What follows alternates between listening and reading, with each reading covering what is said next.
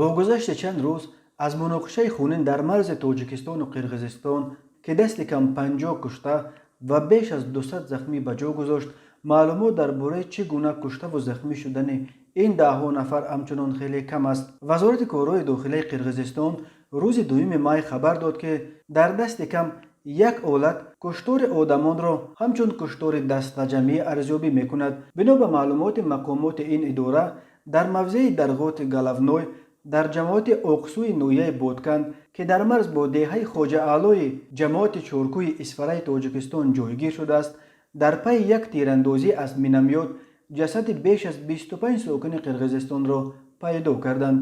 Маркази матбуоти Вазорати корҳои дохилаи Қирғизистон гуфт, шумораи қурбониёни ин тирандозӣ боз дақиқ карда мешавад. Ёдовар мешавем, муноқишаи ахир дар марзи Тоҷикистону Қирғизистон маҳз аз бас дар сари ҳамин дарғот дар дарёи Исфара ки дар Қирғизистон оқсӯ номаш мебаранд оғоз ёфта буд. Ибтидо рӯзи 7 апрел ҷониби Қирғизистон ба сурати якҷониба даст ба таъмири ин дарғот зад ки ба мухолифати мақомоти Тоҷикистон ва сокинони хоҷаи аъло рӯбарӯ шуд. Рӯзи 28 апрел ҷониби Тоҷикистон хост дар сутунҳои барқи атрофи Дарғоти Головной видеокамераҳои назоратӣ насб кунад ва ба ин сокинони Куктош ва нерӯҳои Қирғизистон мамоният карданд.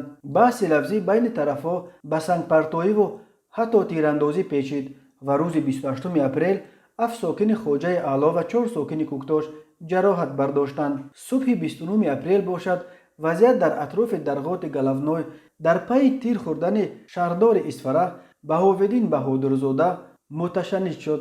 Баҳодурзодаро замоне аз самти деҳаи Куктош тир заданд ки ӯ барои музокирот бо раиси ноҳияи ҳамсояи Бодканд Оқулбек Оразов ба хати марз омада буд ва дар интизори раиси Бодканд дар назди Дарғот бо сокинони хоҷаи аъло суҳбат мекард. Вақте ки Баҳодурзода аз китфаш тир хӯрд, чанд марзбони тоҷик барои ҳимоят аз вай худро сипар карданд, вале тирандозӣ аз тарафи Куктош ҳамчунон давом кард ва чанд нафари дигар тир хӯрданд, аз ҷумла прапорщик Акбар Ҳасанов соли 1990 маҳз ҳангоми худро барои ҳимояти шаҳрдории Исфара сипар карданаш кушта шуд.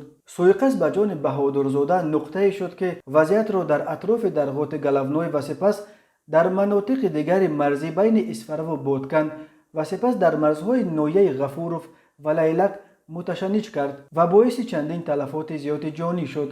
Маркази матбуоти Вазорати корҳои дохилаи Қирғизистон гуфт, дар робита ба муноқишаҳои ахир дар феҳристи ягонаи ҷиноятҳо ва қонуншиканиҳои он кишвар 11 парвандаи ҷиноятӣ аллакай сабт шудааст ки аз ин шумор 8 парвандаро хадамоти тафтишоти шӯъбаи корҳои дохилаи ноҳияи Бодканд ва 3 парвандаи дигарро мақомоти шӯъбаи корҳои дохилаи ноҳияи Лайлак таҳқиқ мекунанд.